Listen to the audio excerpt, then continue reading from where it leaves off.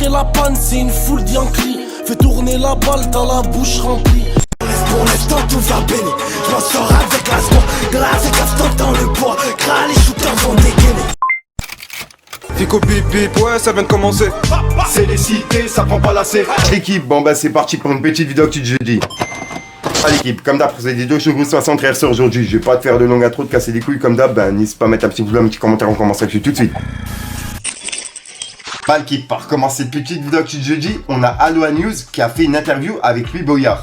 Et elle a été publiée sur leur chaîne, tu vois. Et ben cette interview, elle a fait polémique suite à un message de Aloha. Puisque ben on peut voir qu'ils ont dit: on a fait une interview avec Louis Boyard, on la publie. Même pas il la partage, alors qu'on est un média de culture populaire, issu des quartiers, ce qu'il prétend défendre et non récup.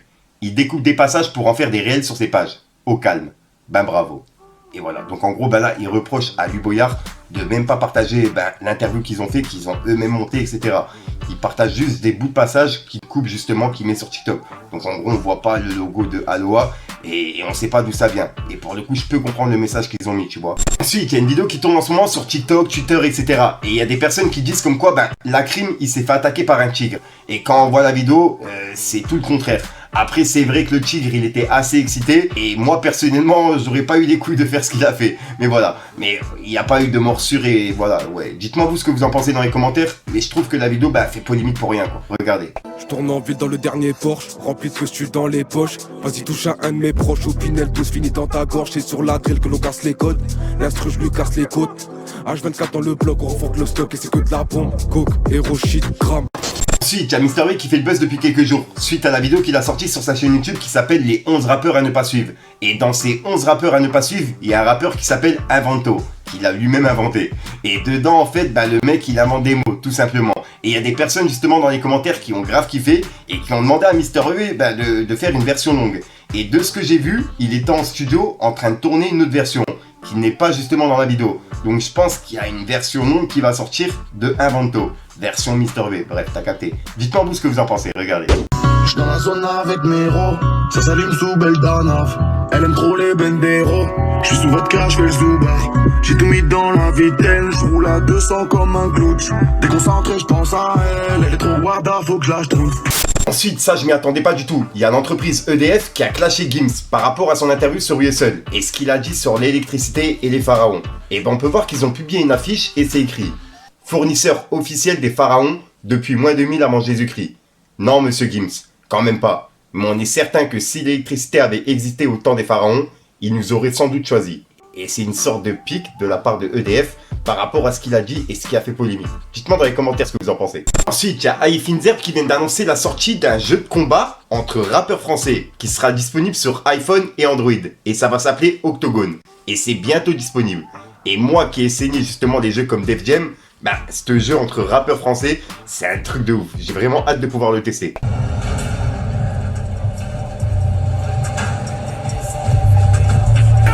Ne fais pas semblant, trahis-nous, tu repars sans temps. C'est plus comme avant, les anciens, ils ont fait leur temps. Tu me parles de gants, et quand faut le faire, tu me parles les gants. Dès que je suis en attente, y'a personne pour tenir la porte. T'entends des coups de douce, soudain t'es pris peur. Le bruit de la porte, j'ai raconté à d'usure. Tu peux rien y faire, ce piste n'a pas de cœur. Je la baisse à l'hôtel, c'est moi ce facteur. Zéro jeu d'acteur, zéro jeu d'acteur. Ce piste n'a pas de cœur, fils de pute, c'est moi son facteur. Je vis ma vie, gros, j'ai pas besoin de parler. Je compte sur ma haine sous peu. Le gros qui pèse, faut finir d'emballer. Je faut faire les fenêtres peu. H24 dans la thèse, refourque cette merde en quantité. Le passé c'est le passé, ça sert à rien de le ressasser. Je vis ma vie, gros, j'ai pas besoin de parler. Je compte sur ma haine sous peu. Le gros qui pèse, faut finir d'emballer. Je faut faire les fenêtres peu. H24 dans la thèse, refourque cette merde en quantité. Le passé c'est le passé, ça sert à rien de le ressasser.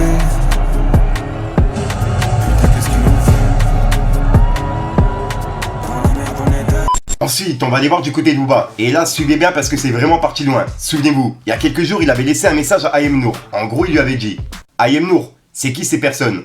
En tout cas, j'ai posté un bail là. Tu vas voir comment Magali Berda, elle parle de toi. C'est une dinguerie. Et puis moi, si je me chauffe, j'ai parlé de Gomis, de toi, et moi, etc. Mais franchement, j'ai pas envie. Si tu te désolidarises pas. 3 petits points. Et en gros, c'est un message qu'il avait mis il y a quelques jours. Il la mettait en garde. Et là, en gros, il a remis un message par rapport à ça. Et il va publier quelque chose par rapport à IM. Bref, vous allez comprendre. En gros, il a dit: Ayem Nour, bon, apparemment Nadé a rien. Ni audio, ni clavi, ni R. Elle a encore menti. Je vais m'en charger.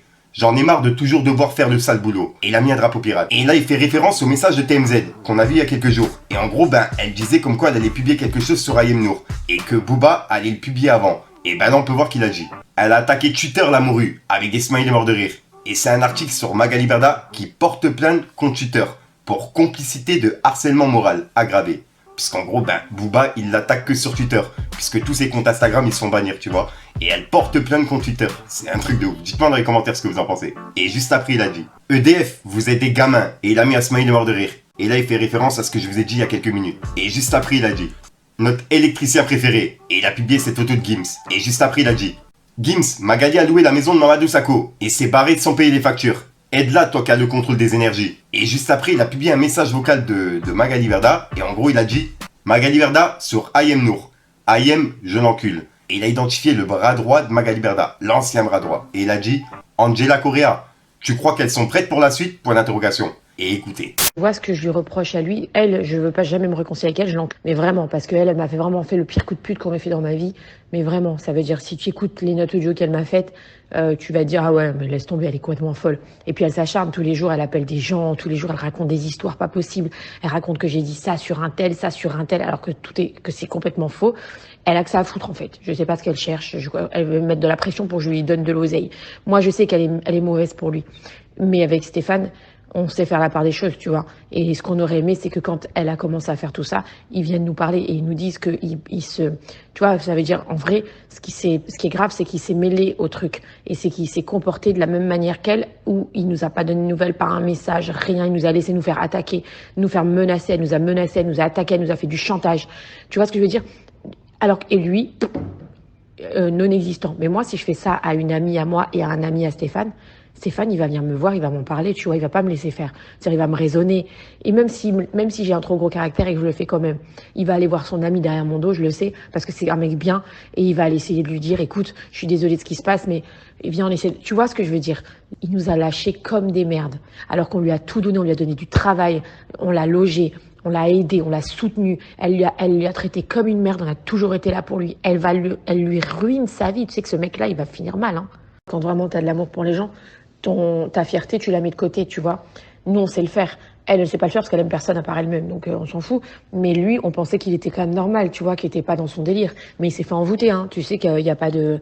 Je le sais, hein, qu'il est... Même Stéphane, hier, il y a encore 2 jours, il m'a dit, tu sais, s'il n'était pas avec elle, il serait pas comme ça. Jamais il aurait fait ça. Jamais il aurait fait ça. Ah là là. Et juste après, il a répondu à un tweet de 77 Scope qui disait « Rappelons que Magali Berda a été condamnée en 2019 par la justice car elle a abusé de la faiblesse d'un homme de 96 ans, nommé Jean D, atteint de la maladie d'Alzheimer, en lui estorquant, en lui arnaquant plus de 220 000 euros. » Et en gros, on peut voir que Booba il a dit. Et elle dirige toujours des sociétés, reconnue coupable et invitée sur les plateaux télé comme un ministre, alors qu'elle vole et a volé des centaines de personnes en bande organisée, frappe et insulte ses employés, envoie de l'argent aux blacks via Western Union, etc. Tout arrive. Et juste après, il a dit « Tu gagneras jamais, 3 petits points. » Et voilà, et c'est les messages pour Magali Berda. Et juste après, il a laissé un dernier message pour Ayem Nour. Et en gros, il a dit « La vérité dans le rap, on a souvent un petit pet au casque. Mais eux, c'est des fous furieux, c'est lunaire. Elle demande qu'on partage la vidéo. » Et en gros, il a partagé la vidéo de Ayem Nour qui demandait à Macron de l'aide, quoi. Bref, regardez. Votre Majesté, Monsieur le Président de la République, c'est un appel à l'aide. Un appel au secours, un cri de détresse d'une mère désemparée que je lance. Je vous supplie de me venir en aide. Je vous supplie de faire appliquer la loi et les décisions de justice françaises qui ont déjà été rendues et de nous laisser rentrer chez nous. Je suis à terre, Booba. S'il te plaît, arrête. T'as gagné la guerre, Booba. Booba, t'as gagné la guerre, je te dis. Booba, t'as gagné la guerre, laisse-nous tranquille. Donc voilà l'équipe, c'est tout pour cette petite vidéo actu. Dites-moi vous ce que vous en pensez dans les commentaires et n'hésitez pas à mettre un petit pouce bleu pour soutenir le référencement. Et si jamais vous n'êtes pas abonné, je vous invite à activer la petite cloche l'équipe. Fallait que je te parle d'un truc. Après la panne, c'est une foule d'Yankee. Fais tourner la balle, t'as la bouche remplie. Y'a 2 s'y va pas tant que le coup se vend pas. Si la stube c'était cool, ils seraient tous sans vie. détruire ma mère, c'est beau. Je veux toute la mifa en sécu. Je vais faire la guerre pour qu'on s'en sorte et je te laisse dans ta guerre d'ego. Et dans les sens à 100 ans, qui ont presque rien vécu. Je suis venu fracturer les portes des mecs qui nous ont tourné le blé. Donc voilà, l'équipe 63 sort aujourd'hui. Comme d'hab, j'ai pas de casser les couilles trop tard. N'hésitez pas à mettre un petit bout de petit référencement. Si t'as pas dans les commentaires, comme d'hab, si t'as pas de mettre un commentaire, tu mets un temps sur ça. C'est juste pour référencement. Ouais. J'ai bugué, mais vas-y. Donc voilà l'équipe, ouais, j'ai pas vraiment d'intro qui sont prévus. Je vais pas te casser les couilles comme d'hab. Je sais déjà sort pour une sur une de mes vidéos et une nouvelle exclue. Et comme d'hab, dites-moi dans les commentaires ce que vous en pensez l'équipe. Enfin bref, peace les gars. Tourne en ville dans le dernier Porsche, rempli de costumes dans les poches. Vas-y touche à un de mes proches, ou Pinel tous finit dans ta gorge. C'est sur la drill que l'on casse les codes. L'instru je lui casse les côtes.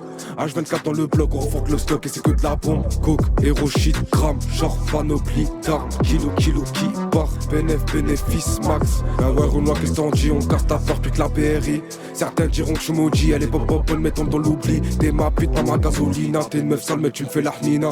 J'pose mes yeux sur la luna, demande ce que tu veux, de toute façon on l'a. J'ai pas pactisé avec Chétan. Bande de traite, j't'en mets deux dans tes rébats, j'laisse personne marcher sur mes terres.